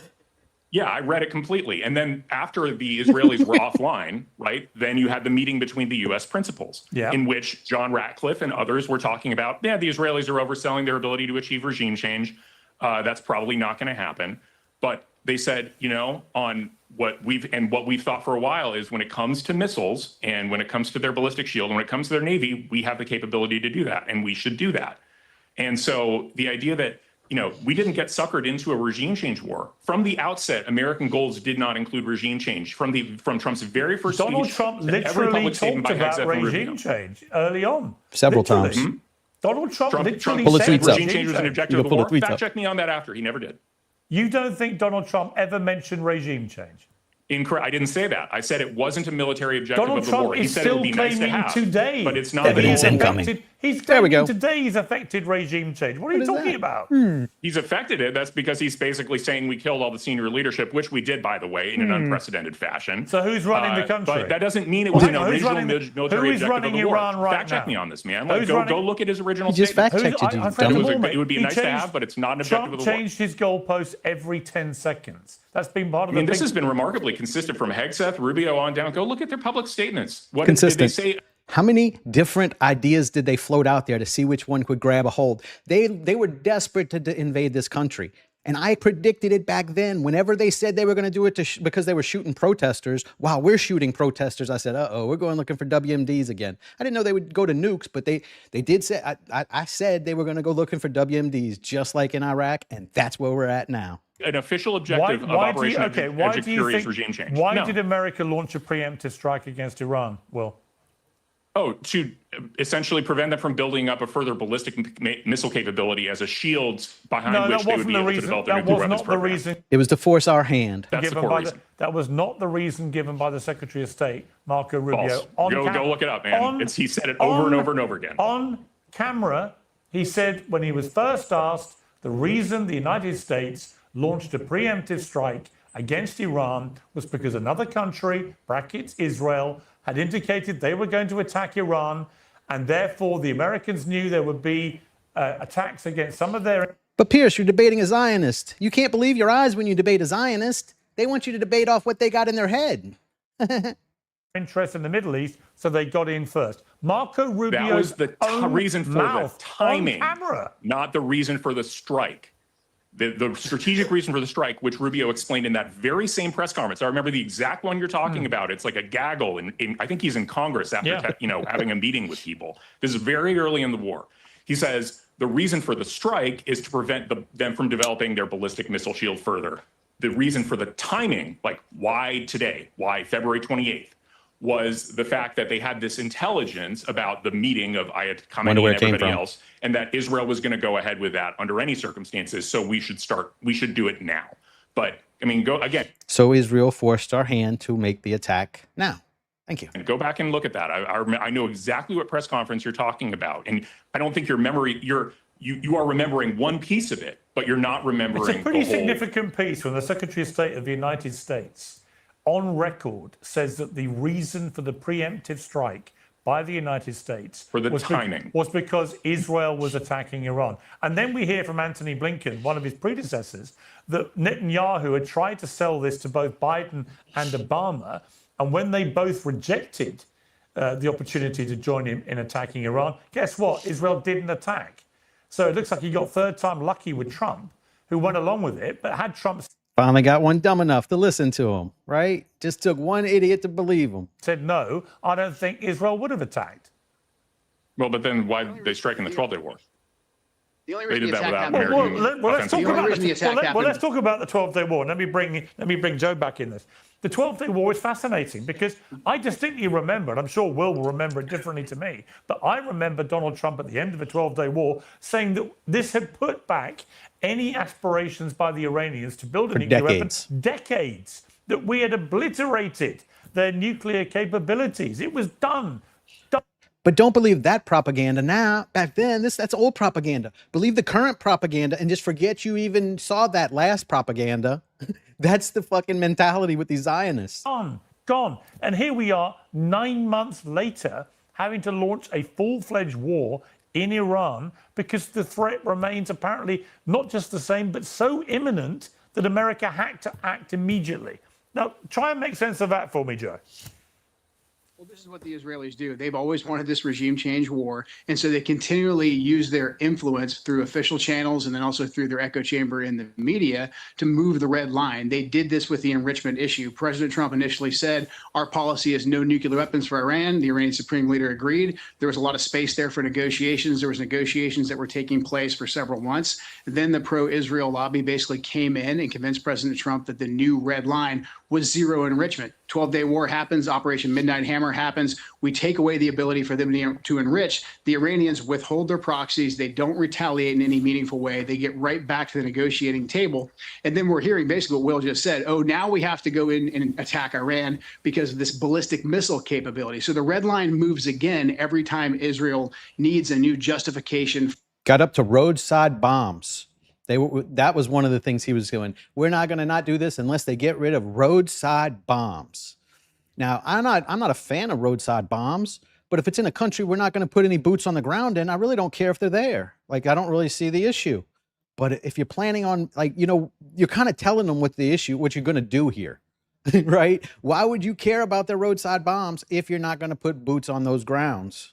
For the war, and they get the outcome that they want by using their pressure network and their media echo chamber and their official engagements with the U.S. government. They were still worried that we were going to get a deal with the Iranians. And so therefore, they went ahead and said, hey, we're going to preemptively go into Iran and attack, and knowing that this attack would be against the regime. Iran's reaction to an attack directly against the regime would be to enact their contingency plan, which would be targeting our bases in the region. So the only actual imminent threat that Iran posed was the attack threat by the Israelis against Iran. There was no imminent Iranian threat attack against us. No, I don't think there was for a moment.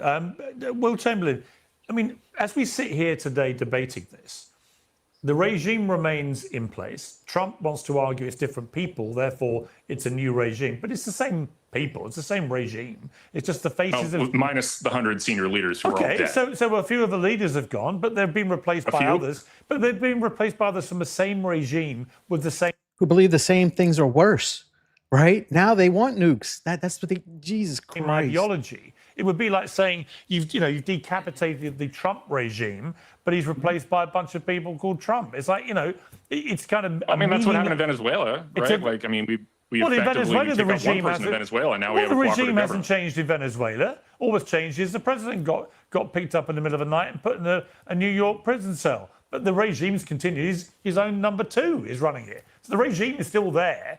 So I think we should be clear about what regime change means, right? With my quaint old head on, regime change means you change the regime.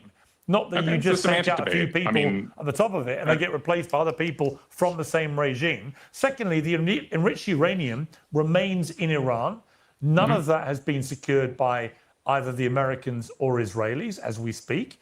Thirdly, the Straits of Hormuz remain under the control of the Iranians, which they weren't. It wasn't in control of it before this war started. And it is, despite what you say, they are now charging money. Apparently they want to charge $1 a barrel was the last thing I read. And Trump's all for it because it's going to make everyone rich. So they've got the control of that. They've continued to fire rockets, it seems, at some of their Gulf state neighbors. So I'm looking at this historic victory. Yeah, that's what Will Chamberlain started this debate by saying, that Israel helped us accomplish the greatest military victory in modern times. And you just heard what has resulted, where Iran was before we did it and where they're sitting at right now, and they'll still try to tell you it's a victory. And I'm thinking, well, where's the victory? What is the victory? Because I don't see it. And forgive me if I take with a pinch of salt this idea let's try this by historical analogy. Let me finish my point. You can respond. That apparently we're now supposed to believe that rather like 8-9 months ago, Iran's capability of building a nuclear weapon has been destroyed, like it was 9 months ago.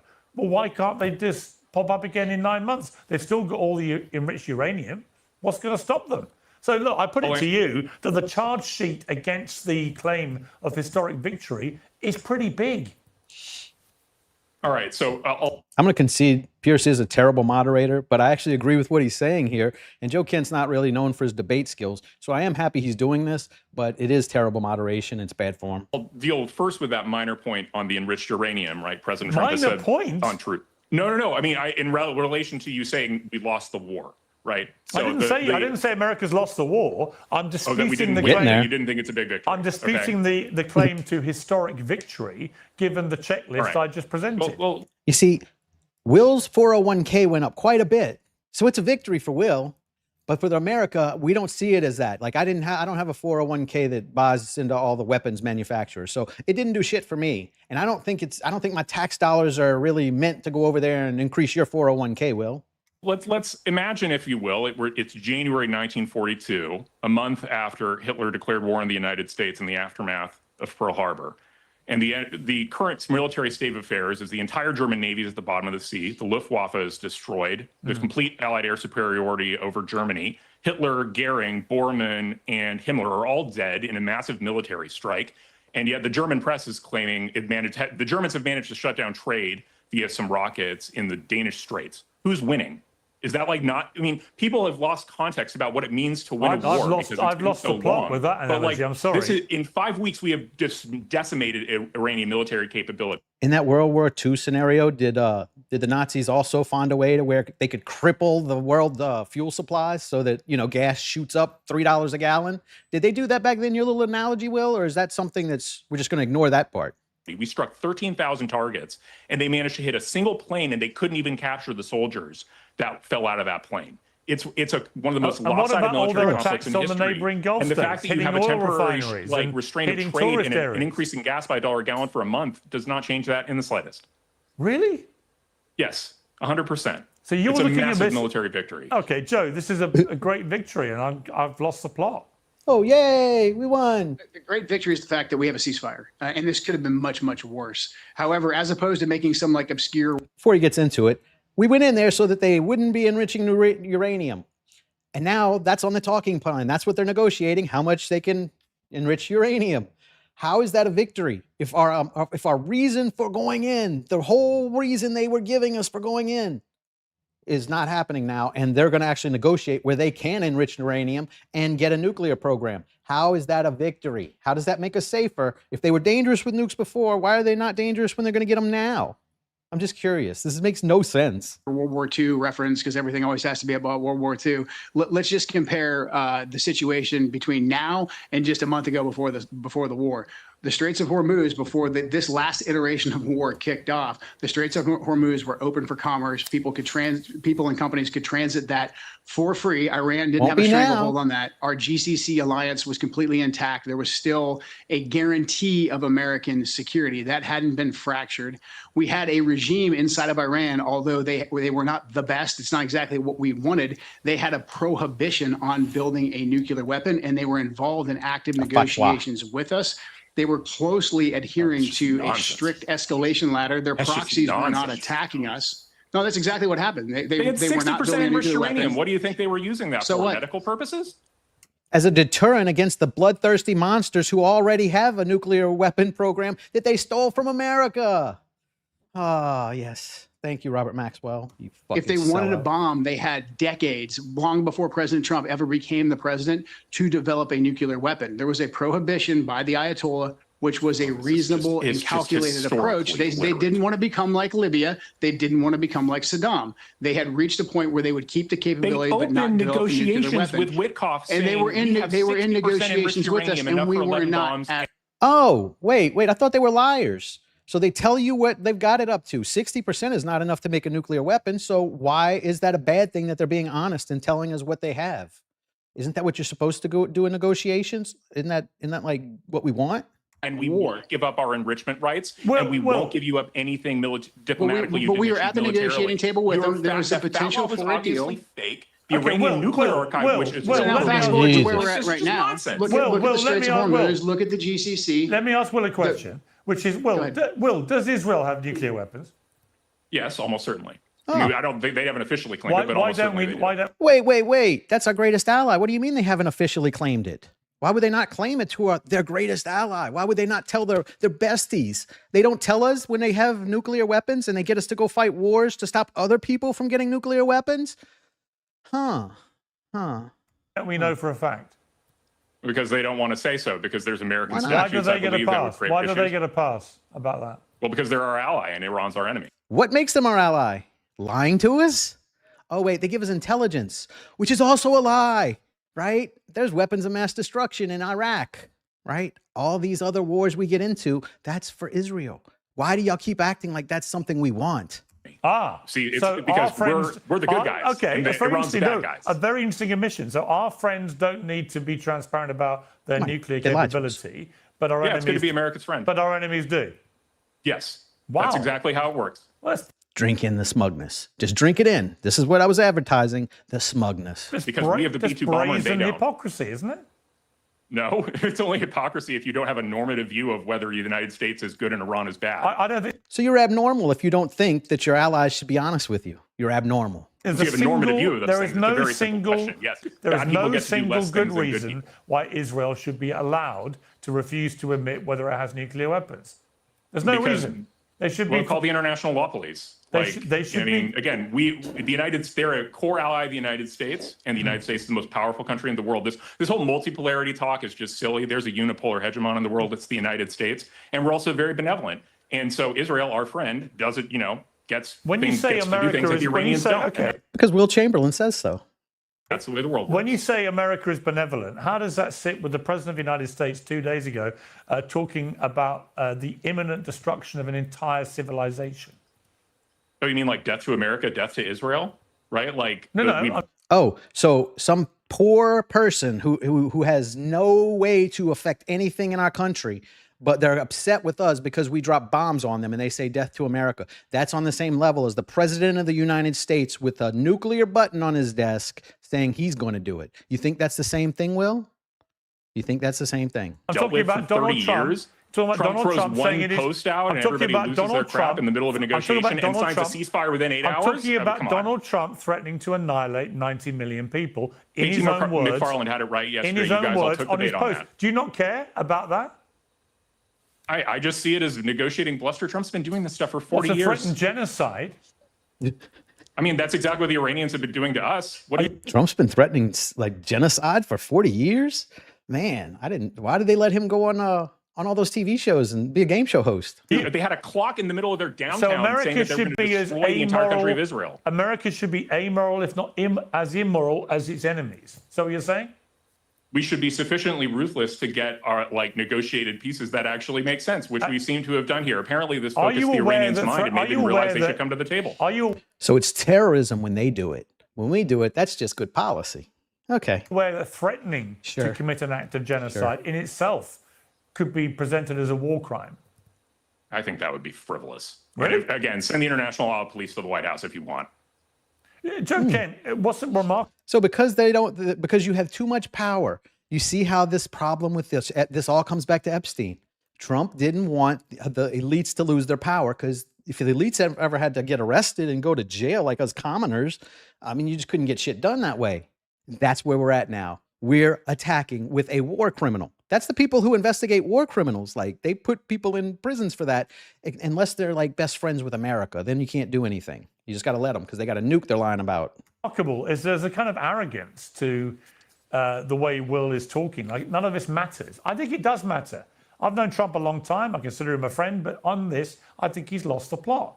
And I think the idea that from the White House, you issue a statement in your own words threatening the annihilation of an entire civilization, an entire country of 90 million Iranians, I thought was disgraceful, absolutely disgraceful, and could well be a crime. And Pierce is a degenerate. And if he thinks that, yeah, that means even more. I'm glad that President Trump's tactic worked out and we have a ceasefire. I think what's critical is that we make sure that we keep the Straits of Hormuz open, get the negotiating table. We have to hold back Israel to make that happen. If our goal was to make sure that Iran didn't get a nuclear weapon or that other states that we're adversarial with get a nuclear weapon, we just set a horrible example here because Iran showed that they were going to play ball with us, that they were in the negotiation process, that they just wanted some enrichment. And yet we came in and we killed the leader that put that prohibition on. The lesson that the other people who are coming up in the ranks and the Iranian regime have learned is that they better get a nuclear weapon. Otherwise, this is going to happen to them too. Actually, one of the most vindicated countries in this whole exchange has been North Korea, who obtained a nuclear weapon for this very reason. So if we want to make sure that countries that we're adversarial with or rogue countries don't try to develop a nuclear weapon, the second one of them gets to the negotiating table, the last thing that we should do is go and launch a regime change war, a decapitation strike against that leadership. So I think the lesson learned here is that now this galvanized, harder generation of IRGC officers and Ayatollahs are going to take over Iran. They better get a nuclear weapon. And that's going to be a major problem for us going forward. So that's why we need to take this round of negotiations very seriously. I hope President Trump used that talk, that bolster, that bluster to get them to the negotiating table. But there's only so many different times that you can use that. So the next time, if these negotiations don't go well and President Trump says, like, I'm going to annihilate you, that might not have the exact same effect. So well, it won't have. I think we have to be very careful with our language. That's the point, Will. You know, I made the point yesterday. You become the boy that cried wolf, the emperor with no clothes. If you say we're going to wipe out an entire civilization and then nothing happens, well, you know, you become a bit of a lame duck in terms of your threats. I mean, I would put to you this. Did you want him to follow through? No, of course not. Okay. We wanted him not to make them, Will. We want to not be involved in anything in Iran. That's what we really want, Will, since you're concerned about it. Okay, good. Just checking. Of course not. but here's what's interesting. Trump welcomed the 10-point plan as if it was somehow brand new, which it wasn't. But the 10-point plan, which he says is very workable in terms of the negotiations, let's just go through this. And I'll ask you, how many of these do you think are acceptable? Number one, the Iranians want commitment to non-aggression. Number two, Iran's control over the Strait of Hormuz. This is just totally misconceived. This is what they're negotiating. We are negotiating from the losing position, Will. That's what we're trying to tell you. Like from the outset, he said that the 10 points, he just truthed about this. The 10 points that the reporters are saying, the ones you're quoting from, are not the basis on which he said. Well, these are the 10 points, according to the Iranian media. Yeah, it's not what Trump has agreed to, and he's repeatedly said this is not the thing he's workable. And he put out a slew of truths today saying he's going to continue to insist full dismantlement of the Iranian nuclear program, return of the highly enriched uranium, which again, this whole idea that there was a peaceful fatwa. Remember, they had 60% enriched uranium, 11 kilograms. Which is not enough to make a nuclear weapon, which is what the Ayatollah said he would keep them from doing before you murdered him. 450 kilograms worth of it, enough for 11 bombs. Like so when didn't Trump have says he welcomes the 10-point intact. plan, in fact, he doesn't at all. You know what? You notice how nice it is that like they tell us that they have all this stuff, like almost like what an ally would do, right? And a good ally would tell you if they had nuclear weapons, right? If I go to a parade, I went to a parade with a buddy, and I told him before we went, I was like, I got a knife in my pocket.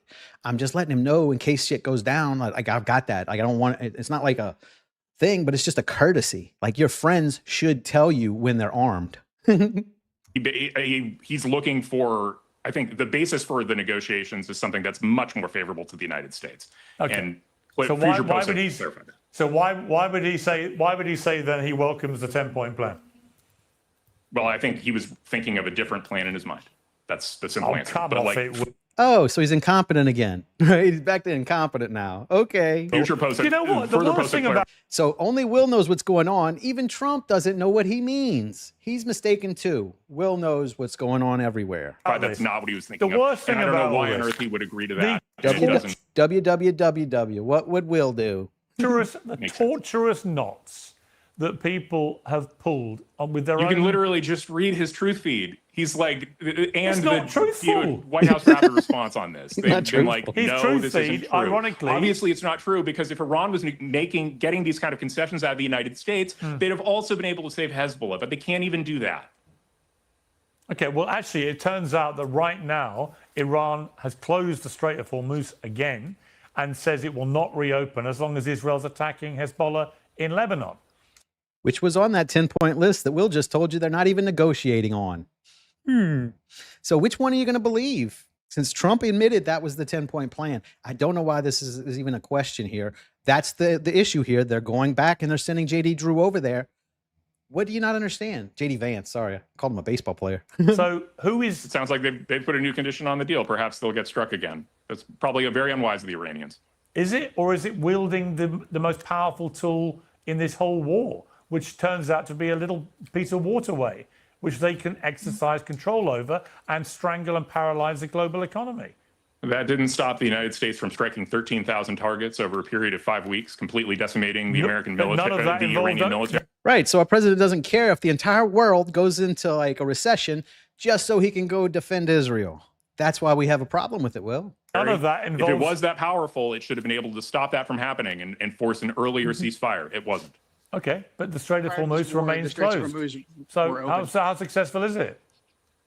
I mean, honestly, you guys, everybody's just overblowing the Straits of Hormuz closure vis-a-vis the United States. We're the largest oil producer in the world. It's good for us if oil prices go up. Just to be clear, Will, the closure of the Strait of Hormuz, by most experts' analysis, has been the single greatest shock in a negative way to the global economy ever.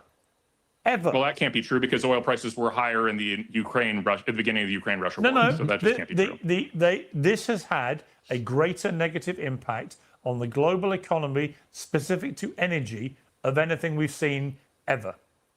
And it's going to get worse. I mean, again, then why did the price spike even more at the beginning of the Ukraine-Russia war? I know you're a facts. I'm going to pull this up real quick just to show y'all how we have another Zionist in here, unless that's the dude from earlier. Not epic. Dave Smith dominates like arguing with a child. Well, there was about 30 or 40 people in here that only like 1 or 2 of y'all saw that. So I like the numbers we're getting here. So keep thinking that, sweetie. We'll see. Guy, go and check the facts. Okay. I mean, I'm sure somebody said that. I'm just saying, if you can't explain the discrepancy, I think you're overstating things. All the economic analysts have said the same thing. This has been the worst energy shock that we've ever seen, ever. But look, I'm sure you're right. I'm sure it's kind of a trivial detail. The complete destruction of the Iranian military. All right, look, I've got to leave it there. Joe, last word to you. If you want. Position. Joe, last word. All right, I'm going to end this here. I don't think anything else goes on in that one. Oh my God, that's the entire argument, though. Don't believe your eyes or your ears, and don't believe the president that's telling you these things. Believe me. Believe me. I'm King Zionist, so just believe what I say. That's their argument every time. Even when you tell them, hey, look, here's a tweet where your president you're defending says that, they still just act like, wait, that doesn't mean it just because he said it. Like, what? How do you even debate with people this stupid? This is just stupidity. Like, plain and simple, stupidity. And you're abnormal if you see it. They like to throw these little insults out like that's just abnormal for you to think that way. They'll put those in there just to brainwash you into thinking like they do. And it works on some of the dumber people. Like you saw this little broad I brought up and the guy earlier.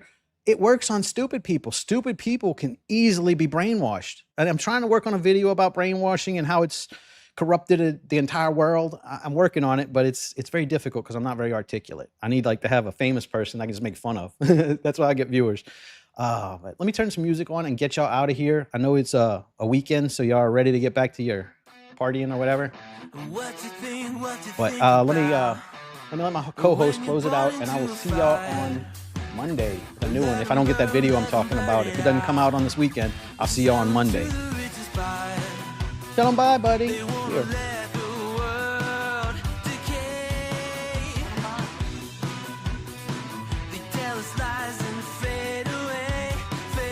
I'll see y'all Monday. Peace.